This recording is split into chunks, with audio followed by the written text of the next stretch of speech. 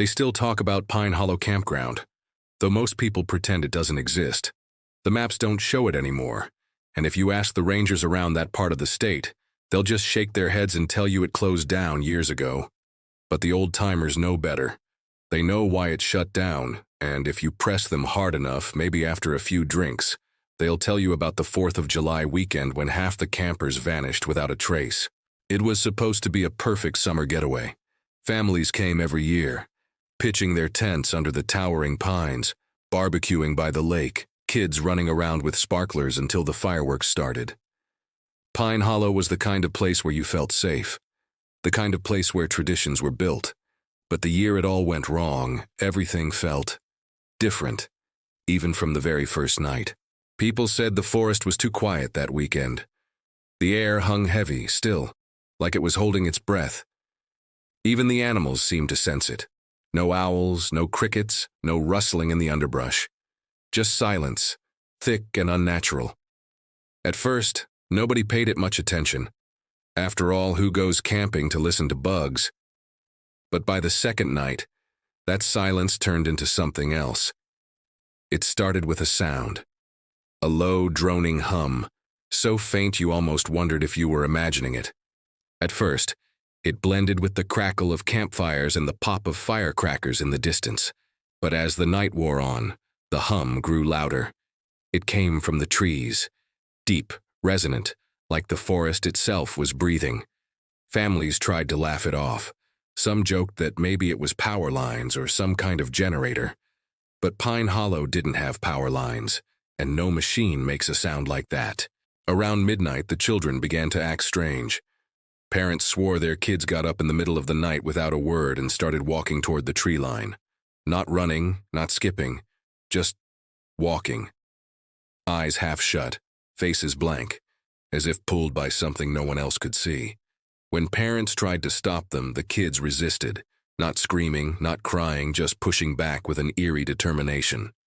One father said it felt like his son's skin was ice cold, like he wasn't fully awake, or maybe not even fully alive in that moment.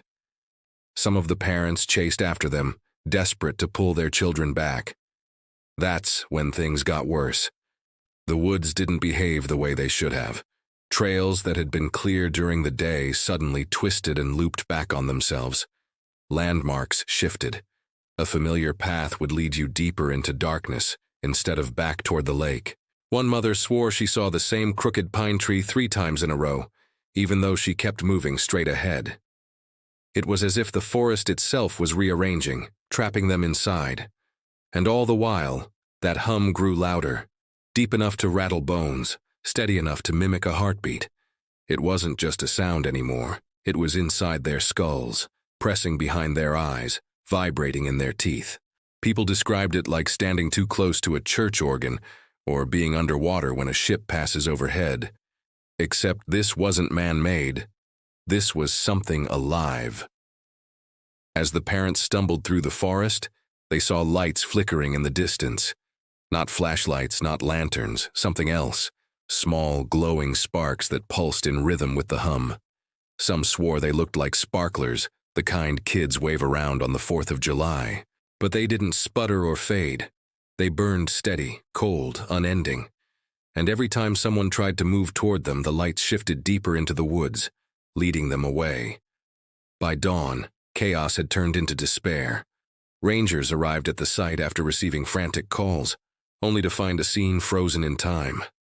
Half the tent still pitched, sleeping bags unzipped, plates of food left half-eaten on picnic tables. Campfires burned down to embers, chairs pulled up close as if people had been sitting there only moments before. But the people themselves were gone. Only 3 survivors remained. They were found wandering near the ranger station, muddy, trembling, and nearly incoherent. One was a teenage boy, eyes wide and glassy, repeating the same words over and over. Don't follow the lights. Don't follow the lights. Another was a mother, her hands raw and bleeding from clawing at the ground, insisting her daughter had been standing right in front of her 1 second, and gone the next. The last was a man in his 40s who refused to speak at all. He just stared blankly at the tree line, rocking back and forth as if listening for something only he could hear. The Rangers launched a full search. Dogs, helicopters, dozens of volunteers combing the woods for days. But no trace was ever found. No footprints, no clothing, no signs of struggle. It was as if the forest had swallowed them whole. Officially, the case was marked as a mass disappearance. Cause unknown. Unofficially, the site was shut down, erased from maps, and left to rot. But the story didn't end there. Over the years, hikers who wandered too close to Pine Hollow reported strange phenomena. Some said they heard the low hum at night, rising from the trees like a warning. Others claimed they saw children standing in the shadows, holding sparklers that glowed with an unnatural bluish light. A few even swore they found abandoned tents deep in the forest. Rotting fabric, rusted poles, and sleeping bags still zipped shut, as if waiting for campers who would never return. One man, a former ranger, broke his silence years later. He claimed that during the initial search, he saw something the others didn't.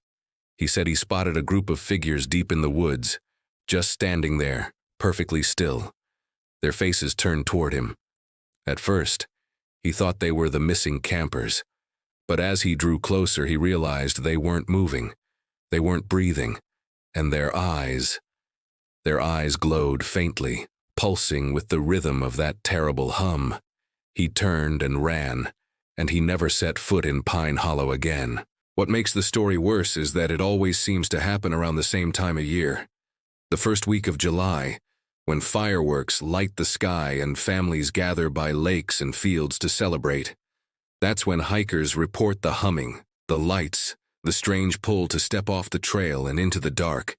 Some say the missing campers are still out there, caught in some endless procession through the woods, forever chasing those flickering lights. Others believe it was something older, something the forest kept buried until that night, when too many people stayed too long and listened too closely.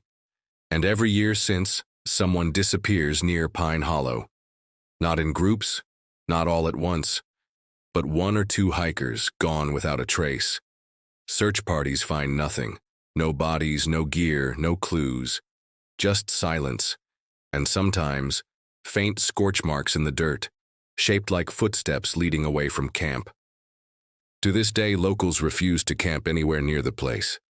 On the 4th of July, they stay close to town, close to lights, close to noise. They know the danger isn't fireworks or campfires. It's the silence that comes before. It's the hum that follows. And if you're ever out there and you hear it, low, steady, crawling under your skin, you'd better pray you have the strength to turn back.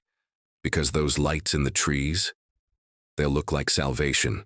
They'll look like safety. But they aren't. They never were. And if you follow them, you'll never come back.